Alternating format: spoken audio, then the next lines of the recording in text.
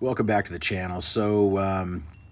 I think the best of Rolex is behind us. I think that, we're looking right here at the best. This is a 2008 production, Rolex Submariner, and he's got a 3130 movement, 50-hour power reserve. I mean, best proportioned dive watch made as well. So really, I think the best is behind us.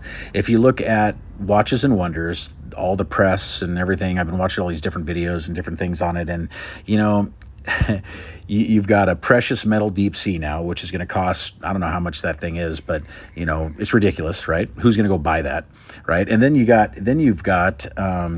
the GMT Master 2. This is the one that really irks me, is that you've got a ghosted GMT Master 2 with a green GMT hand. Oh, wow, what a concept. So the original black ceramic, I don't know if you guys remember or old enough to remember, but the original GMT Master 2 that was in ceramic had a black ceramic bezel and had a green GMT hand. It was an anniversary model. No one really paid attention to that. I think that one still is a sleeper, and it'll probably end up going up more in value.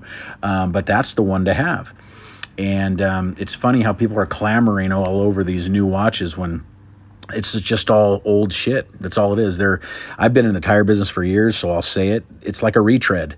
They're retreading. That's all they're doing. It's just all the redos is what they're doing.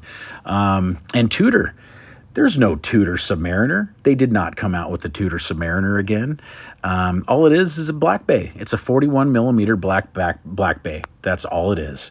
And to have now a Tudor 58, Black Bay 58 with a GMT hand. Oh, wow, big whoop. And it's the Coke version. Oh, good. Wow, that's great. Yeah, I don't know.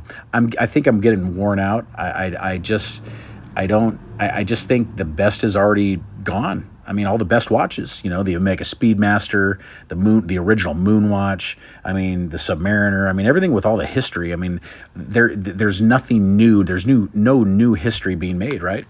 I mean, that's it. The best is behind us. And I still feel that we will be able to buy a Rolex Submariner from the AD probably within the next 5 years. I think it's going to happen. I think the watch collecting, I think it's going to go down. I think it's, the hype, it's a slow thing, but I think the hype I think it's fizzling out. The flippers are gone. Social media blew everything up. When I first got on the watches, there was no social media. There was none of that shit. And you can go into an AD and buy a Rolex. And you bought one because you worked hard and you thought you earned it, right?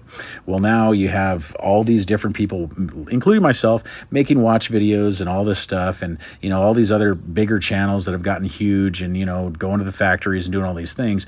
It's overhyped now. It's completely overhyped. And then you had COVID happen and Bitcoin and all these different things. People were drunk with all this extra money.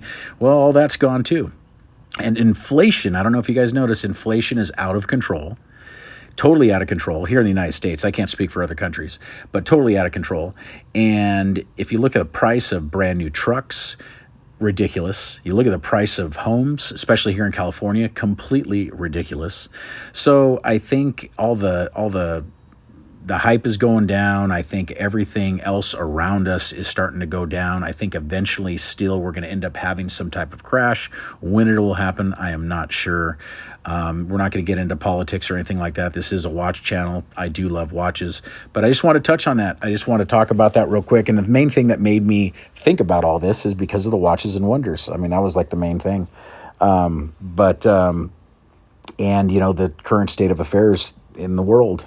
But anyway, going back to this watch, I mean, this is probably one of the best. This is like my favorite Rolex. And if I was able to ever get that call at the Rolex AD and go down there, I would pick myself out a Rolex Explorer 2 because it looks like the old first gen Explorer 2s. And I love the way they look. They are super cool.